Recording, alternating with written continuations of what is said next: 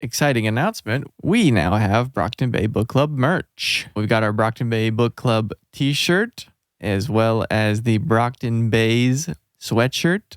They look sweet. Hannah designed them, and they're amazing. So if you're interested in that, link will be in the description. And shout out to Hannah for all the sweet designs. Thanks so much for your guys' support, and go check it out. Worm is a web serial by J.C. McCrae, also known as Wildbow. You can read Worm in its original format by visiting parahumans.wordpress.com or donate to Wildbow's Patreon at patreon.com/wildbow. This story isn't intended for young or sensitive readers. Readers who are on the lookout for trigger warnings are advised to give Worm a pass. For a complete list, check the description for all of Worm's trigger warnings.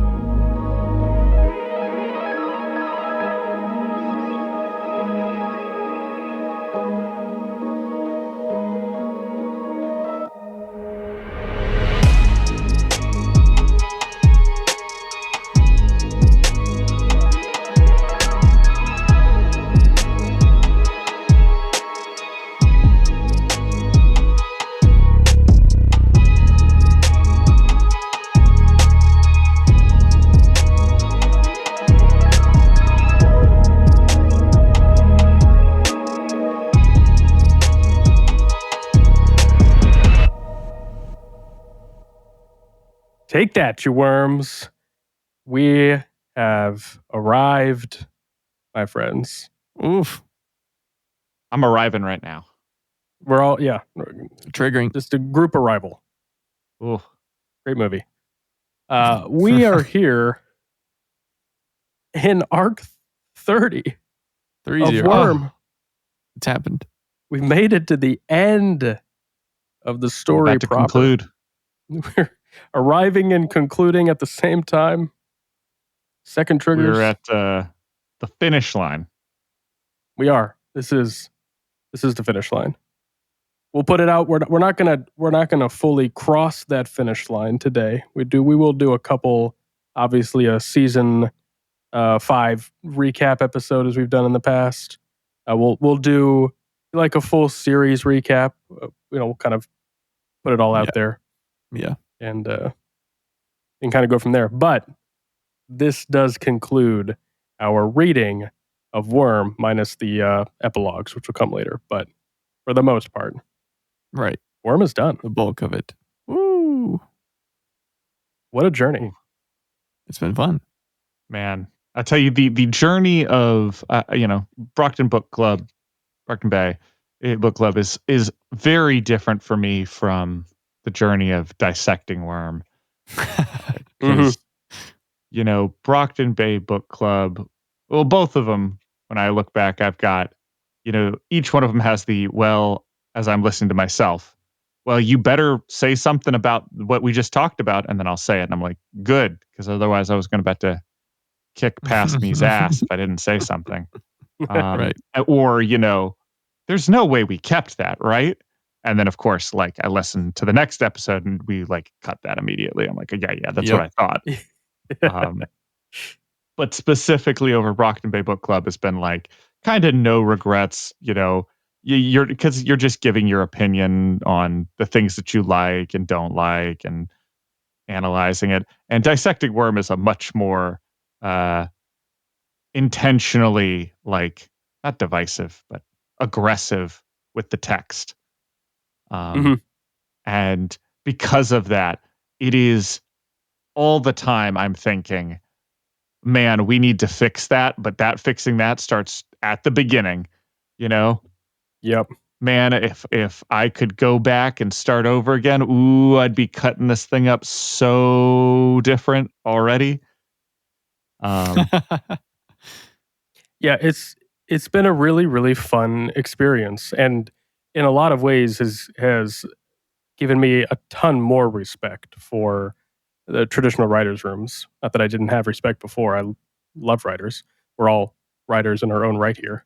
But just like you said, the really, really simple, we've talked before that kind of what we're doing is very day one, whiteboard, throw it on, see what sticks, so we'll come back to it type of stuff.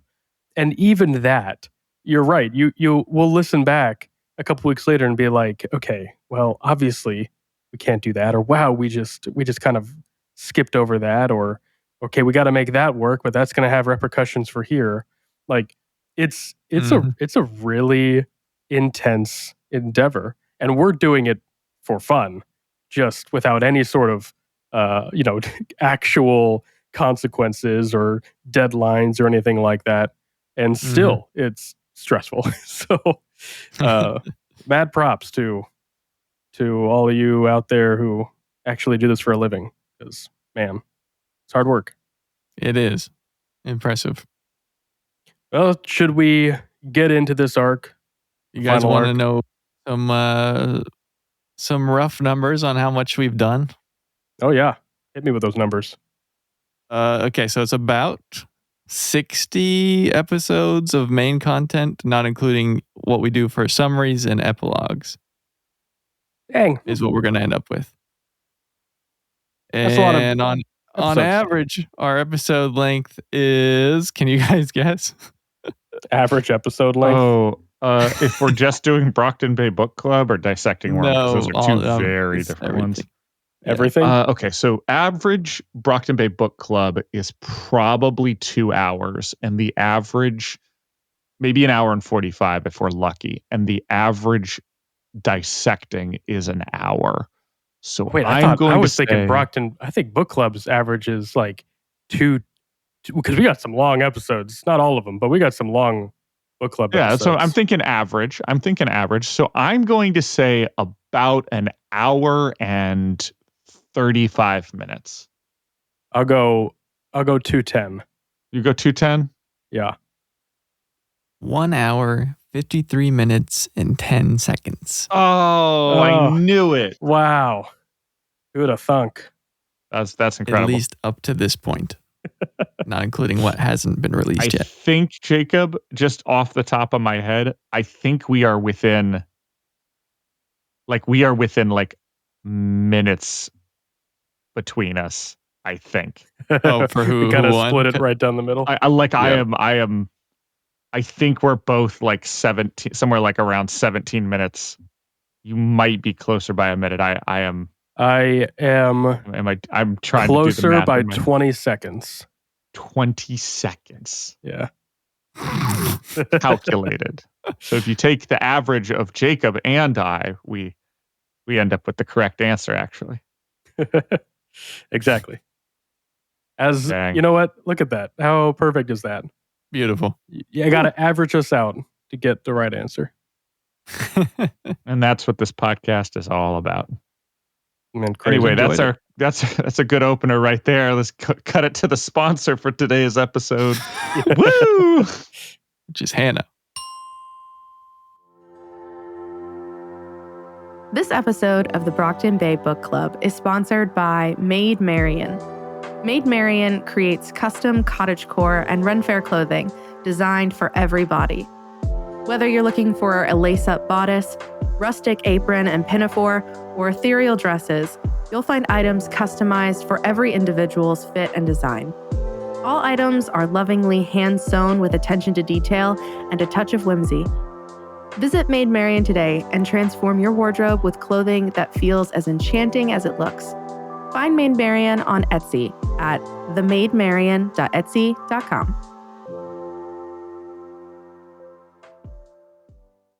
Shall we dive into Arc 30? Let's do it. That is what I'm here for. Yeah. It's a tricky one, only in the sense that, strictly speaking, I think very little content changes, if anything, here. Well, I mean, let me break open my notebook and I'll let you know about that. I'm sure. But just on the surface, it's the final fight. It's Taylor versus everyone, but then versus Scion, and sort of bringing that home. I think the little that is just enhancing some clarity, making sure that what actually happens is clear to the audience, and then, putting a nice little bow on the season in terms of how we want to end the entire series. Unless you had some specific thoughts on the actions themselves. No. I thought this is going to be a lot of moving sequence. My big notes are simplify, Mm. because there is a lot of stuff that goes on here that we all know makes sense in the story, but in terms of like both reading it and I'm going to just think about the smoothness of storytelling. Um, it is just a lot of side quests that don't matter. Uh, hmm in this and the last one, I think. Um, the whole like, oh, she's getting people, she's in, she's out, she's with teachers, she's back, like going to all these places. This needs to be her like a box. This is a boxing match. This is going in, or sports match. This is going in, having a fight, having to go back to the corner, reevaluate the strategy, go back in, have another fight, come back, reevaluate, and then that third act fight, go in, absolutely dominate, win, and then finish it off. And I think if you literally play it like that, then the in and outs become a lot easier to work with.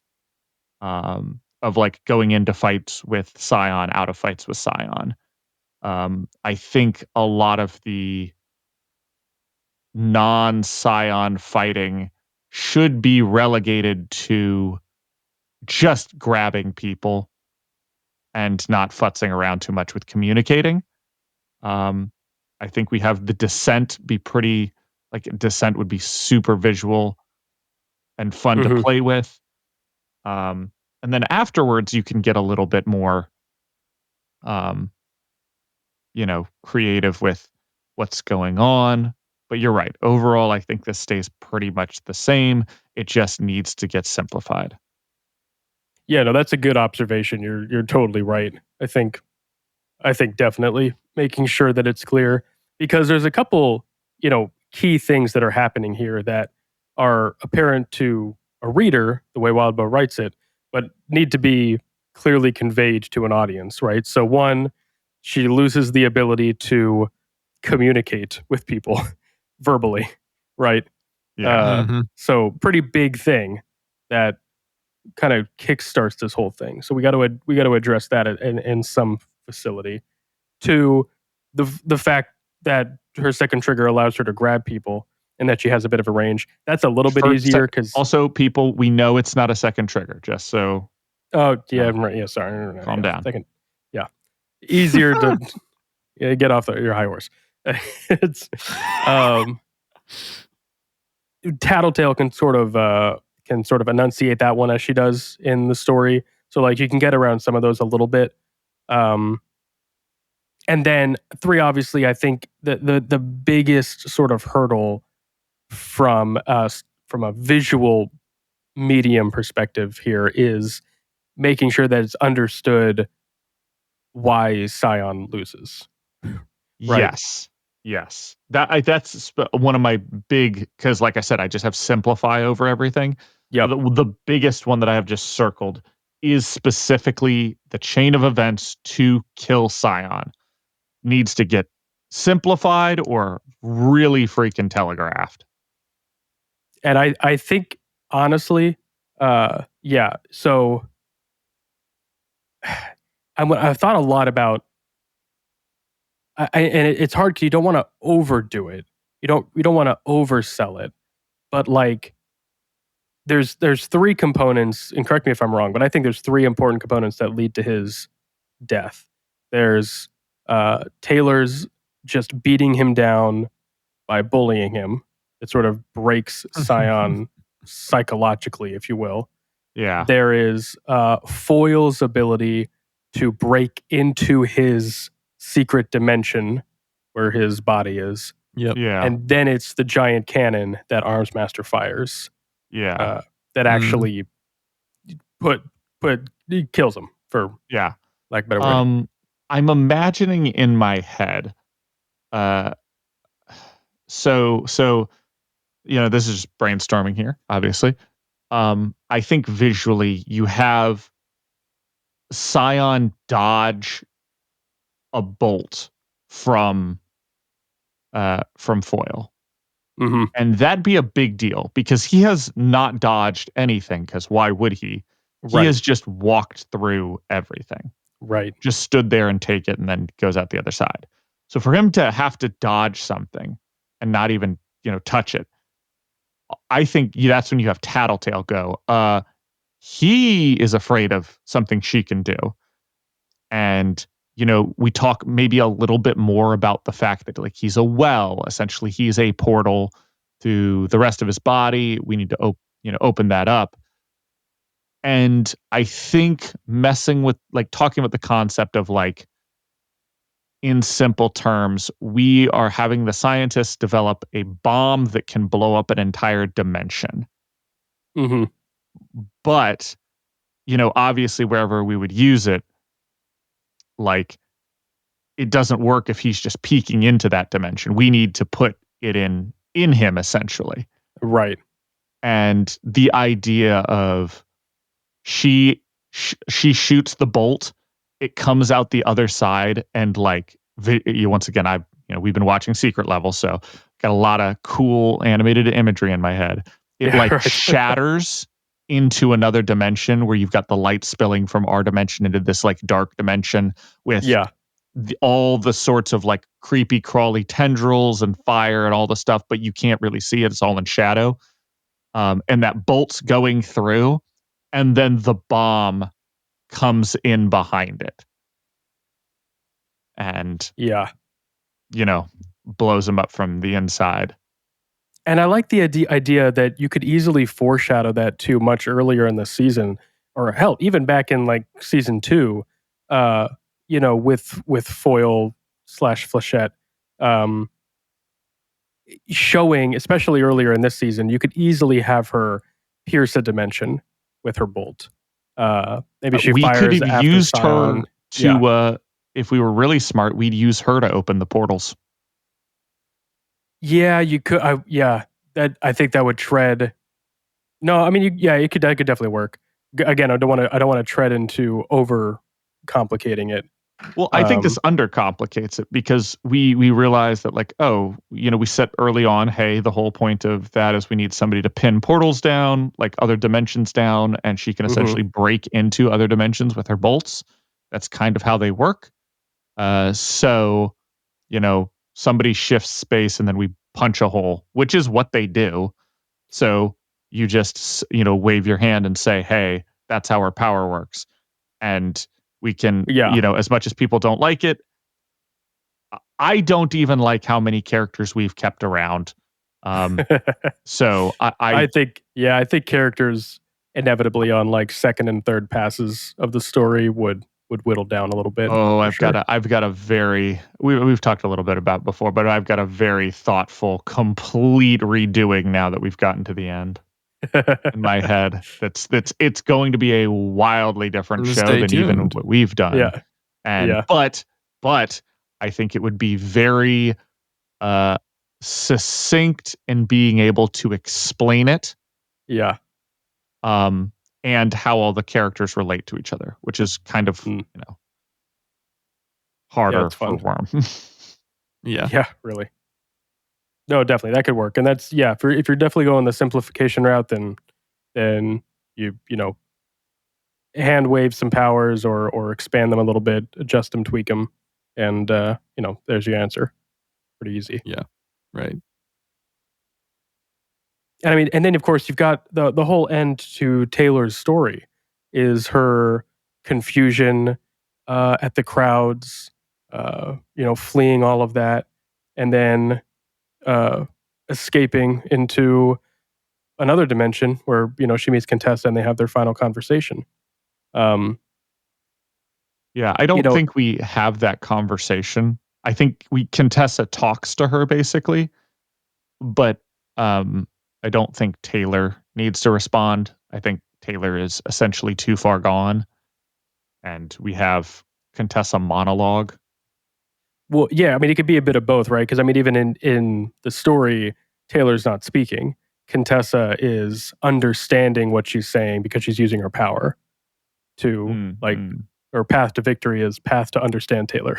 Yeah. So you could still do that, but no, you're Yeah. right. Like it's mostly, it's not a conversation. It's Contessa talking to Taylor, essentially. Yeah.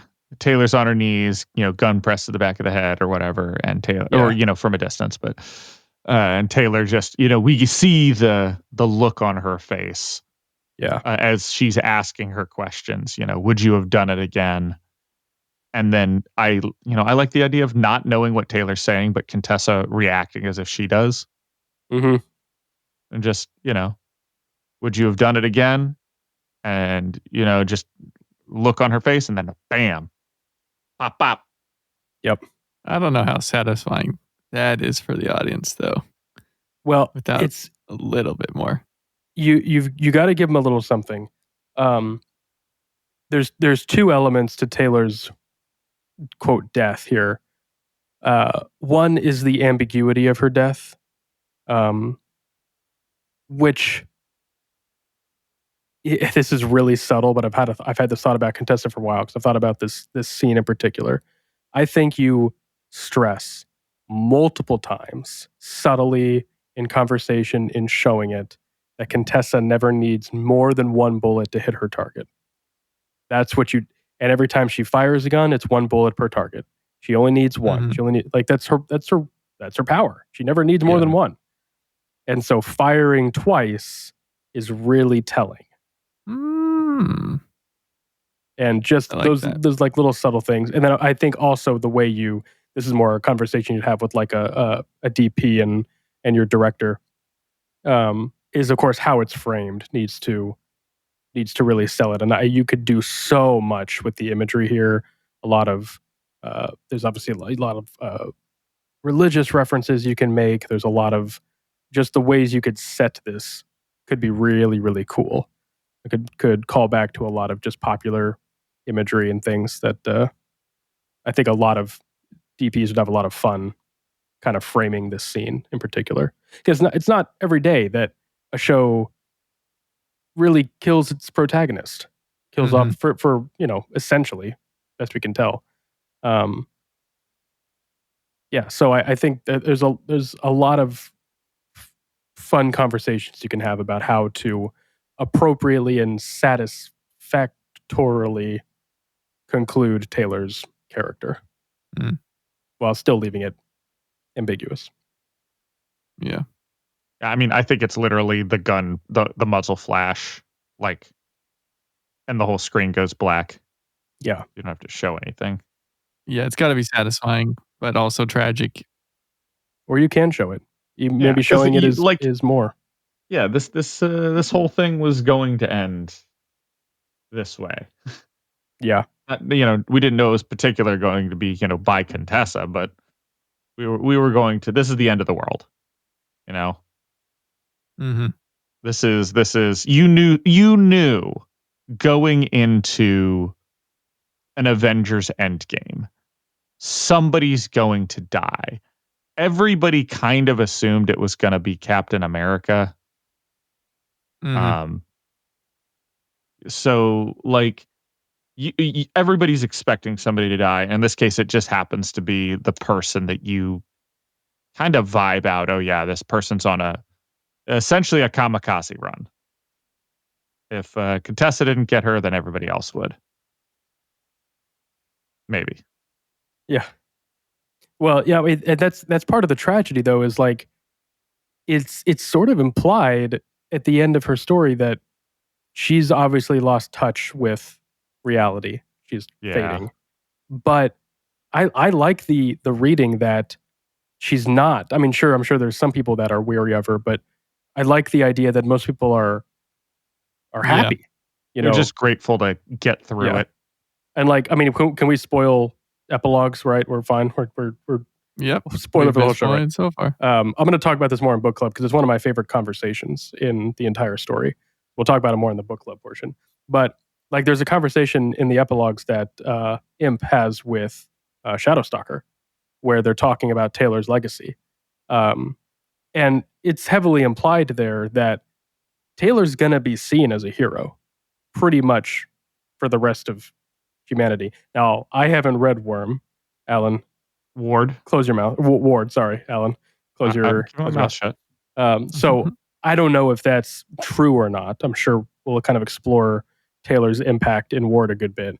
But the reading of that to me is very much that I think in terms of Worm's story, the part of the tragedy is that Taylor's entire journey is this legacy to become a hero. And she does achieve that, but she dies thinking the opposite. And that there's like a real tragedy there. That is, poetically opposite.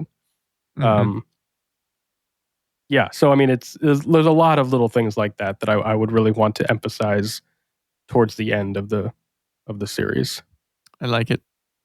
And then, of course, we have to actually end the series. I don't think you could cut and roll credits right as the black screen hits. And obviously, I think some of the epilogues will play into that. So, we'll probably revisit this a little bit after we read the epilogues. But we obviously want to put an end to the season and the series.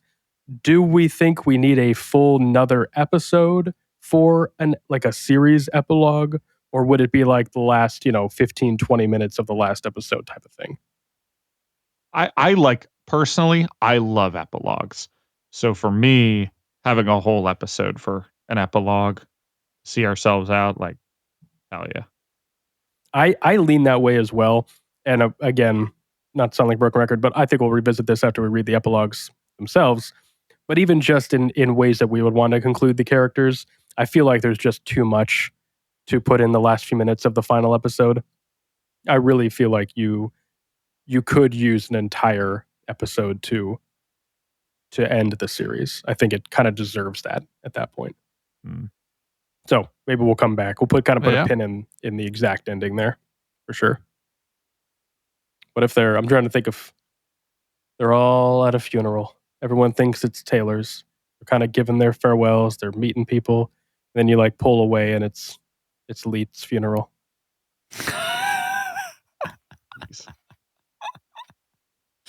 Did they both die? Do Uber and Leet both die? Or is it just Leet? I don't know if it's ever confirmed either way. Okay. If it's not confirmed, then they died together. I'll look it up, see if there's clarity, but that's hilarious. That's how we...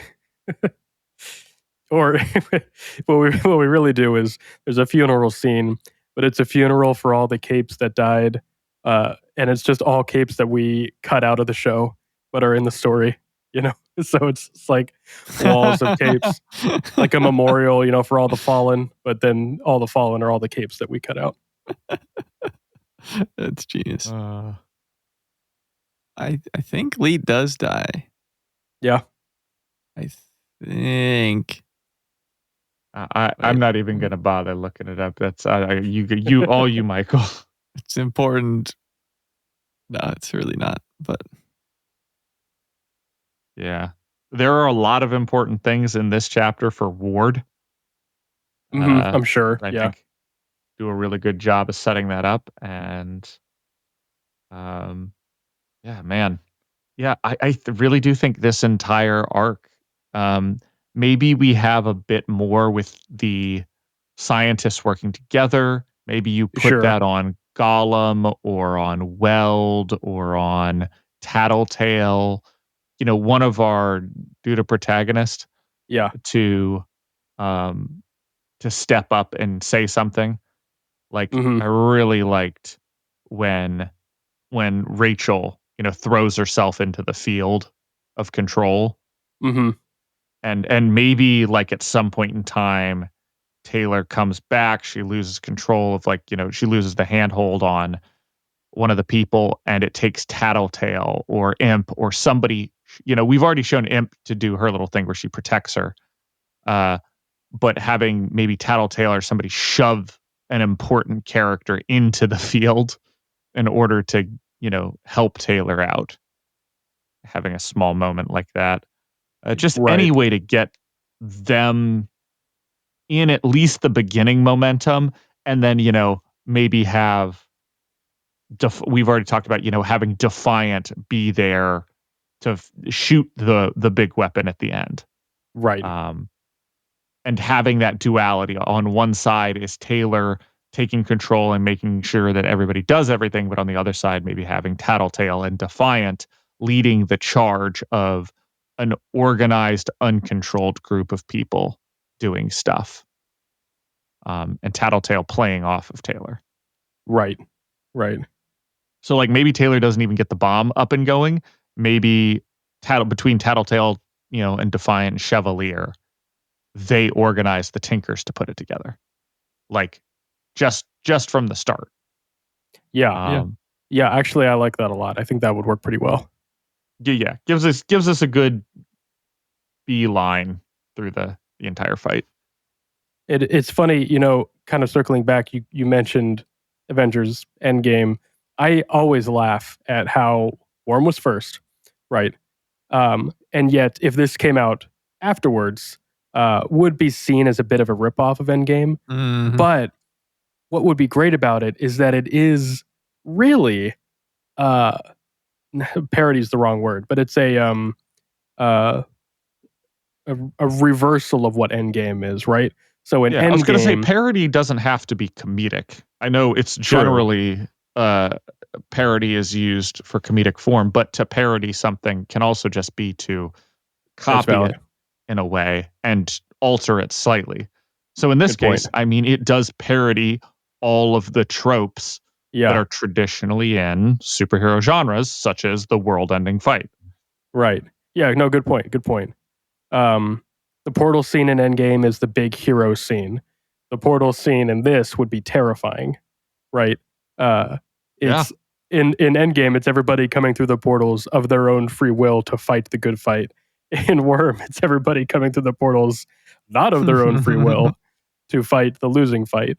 And then, of course, you got Tony Stark's sacrifice is this big heroic moment. Taylor's death is isolated. Nobody else sees it. It's not done in a here. It's she's not sacrificed of her own free will. It's really funny how the parallels there are so strong and yet are going in two completely different directions. So I think it would actually be really, really fun to see that come out and see people's responses to it because it would feel very familiar. I mean, you could even, after you destroy Sion's body, you could totally have him like fade into dust, right? Oh my gosh.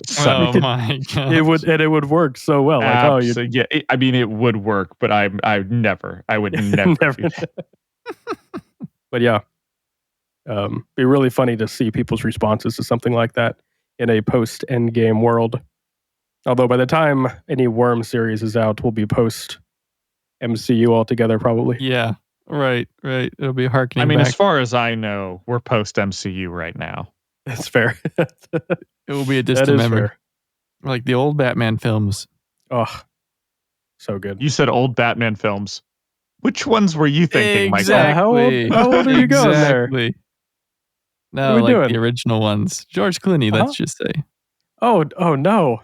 I went Adam West. I also went Adam West. But also, if you're going to go old Batman, you can't go to George. You got to go to Michael What Keaton. do you mean you can't go to George Clooney? You can always go to George Clooney. George Clooney wouldn't go to George Clooney. Batnips? Come on. That's the point, Jacob. We're making the point. They'll be obscured. What's memorable? And let me tell you, those stick out in my mind. You know what? That's fair. That's a good point. That was the point. You make a valid point. I'm proving your point. Yep. 100%. To this day, when somebody says Captain America film, like, oh no, I don't think the first Avenger, because that's how that's stuck in my head. I think of Captain America on a very long shot, like running around the castle parapets, fighting the Nazis. If you've ever seen the old Captain America, boy, Never. what a bore. Wow. Oh, that's funny. Fabulous. Do we have more to say on this arc? I think we're going to be saying a lot when it comes to building this out, but yeah, of course. It's I our figured longest episode yet. I was going to say if we're kind of the calm before the storm is, maybe put a bow on this one and kind of build up for trying to put these pieces together here. Because we do still have to read the epilogues, and I think that's going to weigh heavily into how we choose to wrap up the series. in terms of like individual characters, at least. Yeah. Mhm. I honestly, as I'm thinking about it with the epilogues and how quickly this fight could be over, like, I'm thinking about it. This is like maybe a 30-minute fight. It's all gas, don't get me wrong, but it kicks off as soon as they, cut the Gemma and the Corona Palentia. Like, things go to shit so fast and immediately out of the gate for this arc. So like, I think this would actually be over pretty fast, and then you can do the whole epilogue within this episode. Well, see, there's two ways you could do it, and again, this is kind of going to get into where we want to sort of split episodes up, because if you're starting the episode pre transformation, and they're in the facility, and you got a couple conversations there, and you got her conversation with Panacea, and all of that, and everything's kind of going down there. That's going to draw it a little bit. I mean, it's a good probably 20, 25 minutes of time there, and then if you go into the fight, I mean, you're going to push an hour. So at that point, then I'm leaning into camp of full epilogue episode. Yeah. But Yeah. if you're doing all of that stuff the episode prior, and it's sort of a cliffhanger when she transforms, and maybe you have a little bit of that, she's kind of grabbing people, yada yada, and then there's cliffhanger ending, and you're sort of starting this episode with her fighting everybody, then yes, I think then you got some wiggle room depending on how long. But, and I will say, I think there's this tendency to assume you can just get through fight scenes pretty quick, which you can. I mean, you can get through a fight scene as fast as you want, but you don't have to. And you could stretch this out. And one thing I really want to avoid is building towards this epic conclusion and then rushing it. And of course, you don't want to drag it out too far, because then you're going to bore everybody. But I look at a lot of big dramatic endings to shows, and I more often than not am left underwhelmed by a rushed conclusion. Yeah. So That's fair. I mean, I think you could go a few different ways, but I definitely think you could stretch it if you wanted to.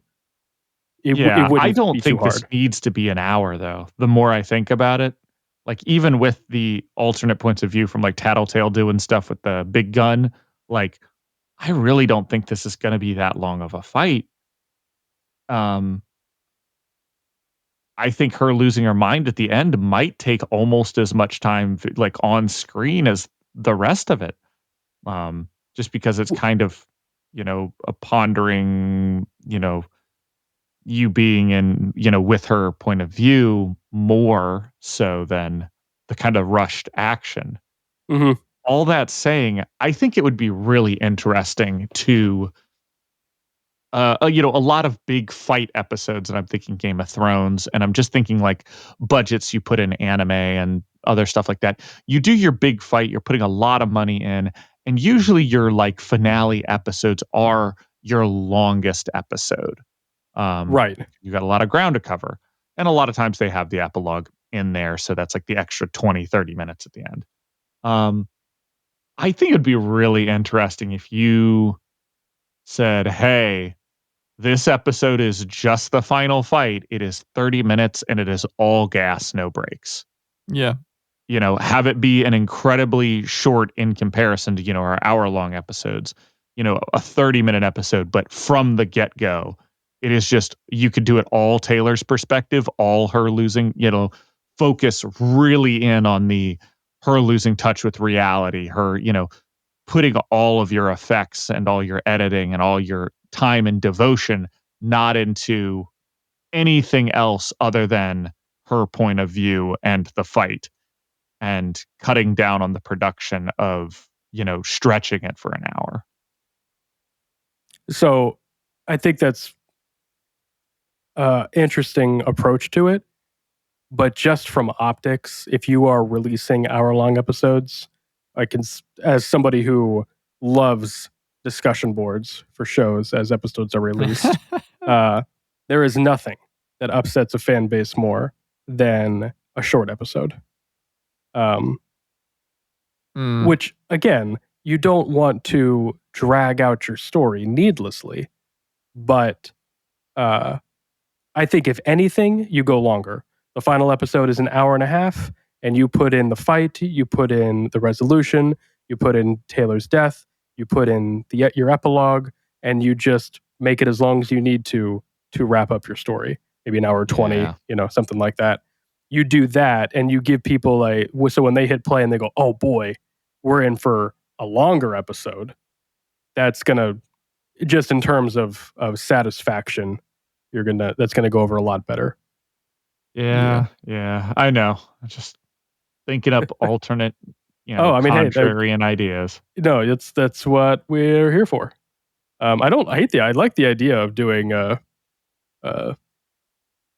if it was, maybe if I'm trying to think of a few different ways you could do it. If that was not the final episode, if it was the penultimate episode, and then your final episode was a normal length, maybe that works a bit better. Yeah, I just like the idea of you come into this episode and much like Taylor, you find yourself, you realize after 30 minutes when those credits roll that you have been clenching the couch cushions and holding your breath for approximately 30 minutes. It has been, it was right out the gate a sprint, and you've been hanging on to your couch cushions for dear life. And so that even though it's 30 minutes, having it be so intense, so dense, so heavy, and so full speed that you can't catch your breath while watching it. Yeah. So when it comes time that the credits do roll and it's just been 30 minutes, because there's been no let up, no break, you're like, holy shit, that was a lot. Yeah, no, I think that's valid. And honestly, I think in retrospect, while it might get a lower rating out the gate, I think in retrospect, the ability for people to go back and watch that singular episode or know that episode is there in I don't know, binge watching or whatnot, I think that would pay off. Oh yeah, I love watching just the 30-minute episode, Right. In fact, I think if it was just a binged episode, a streamable episode that didn't come out week to week, I think it would do a lot better in the 30-minute format. But if it was, week to week, and that is what you were essentially paying that week with, to get a 30-minute episode, you would feel like you got cheated out. Yeah, I think that's valid. I think my only response is that there's nothing that the 30 minutes gives you in this format that you can't get out of an hour. Or assuming, of course, we're saying all of this with the idea that our standard episode length here would be roughly an hour-ish, that kind of time frame per episode. There's no reason to go shorter, is my only thing. Anything you wanted to accomplish in half an hour, you could do over the course of the full episode. I like what Jacob said back in, let's just say episode 5 or so. When we were first discussing the length of what we thought we should be aiming for. And you just said, let's let the story dictate. And at the end, whatever fits best. You know what I mean? I think it's I do like that approach. It's very interesting, and I like the idea of it. Just it aids you in writing blocking it, obviously, knowing how intense you want the episode to be, like Alan was saying. But yeah, knowing the actual length is pretty hard to do. And you made a good point. In a binge format, if you're writing this with the knowledge that it's going to get released at once, then obviously a 30-minute fight scene episode is much easier to sell because you can immediately go to the next episode. So, you can have that moment, have that conclusion, and then go, right into the rest of the story. So obviously little things like that, I think, would also play into how you end up wanting to structure everything. I think in a weekly release, it's just way easier to sell a show that is consistent, so that audiences know what to expect when they sit down at 8 p.m. On Friday night. They're getting an hour or a half hour if you want to make everything half hour. This is what they're blocking for, that kind of thing. So it's a much different a much different decision based on formatting and things like that.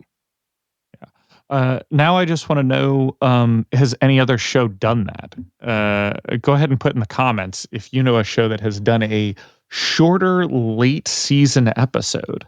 Yep. Heck yeah. I can tell you right now, Acolyte did it and it did not pay off. But Acolyte didn't pay off in general, so I was gonna say, take it. That's because That's any one of the Disney properties that they've run into the ground now. So, but that has been a major criticism of a lot of the Disney Plus shows, both from Marvel and Star Wars. I don't think episode length is their problem. I think storytelling is their problem. But episode length has been something that's been criticized because they'll have episodes that are an hour long and then followed immediately by an episode that's 37 minutes. Mandalorian did this a lot in the last season, where you would just have 1 week was this awesome, action heavy, great, plot, whatever, long episode, immediately followed by like a conversation episode that was legitimately with credits like 32 minutes. And you're like, God, okay, well, that was a waste of a week. Let's go. It's just, the whiplash there is really hard. But again, would have worked a lot better if I was able to binge the whole thing on a Saturday morning. So, hindsight is 2020. Yep. Very interesting. All right. Well, I got nothing else. You got anything? Yeah, we're kind of just rambling here, but I guess we probably should go ahead and wrap it up. We'll do another. I guess we'll kind of. I'm thinking out loud here. I think we'll do another episode after we've read the epilogues to do sort of a season wrap up before we present it to Nick and Hannah, as we tend to do. Good times. This is such a fun story. I can't speak for Alan and Michael and everybody else, but this is the type of thing that I will be casually just sort of picking at in my brain. I was picking at it before we started the podcast. It was just sort of one of those fun thoughts. So if you enjoy talking about adaptations and Worm adaptations and anything else, and you think to yourself, man, I really want to talk about Worm adaptations with these guys, come on over to our Discord, join our Patreon, and have these conversations every day. We're constantly talking about this stuff all the time. And we're sharing memes. And we're sharing other insights and thoughts. And that way, you're all prepped when we start reading Ward. You could just carry all those thoughts into Ward with us. There you go. It's going to be great. That's right. You heard it here first. We're reading Ward. We're not done. Even though we're almost done, we're not done. Join. It'll be a blast. We're never done. We're never done. I never miss. And with that, and nothing else on the docket for tonight, we'll see you all in the next one. And as always, take that, you worms.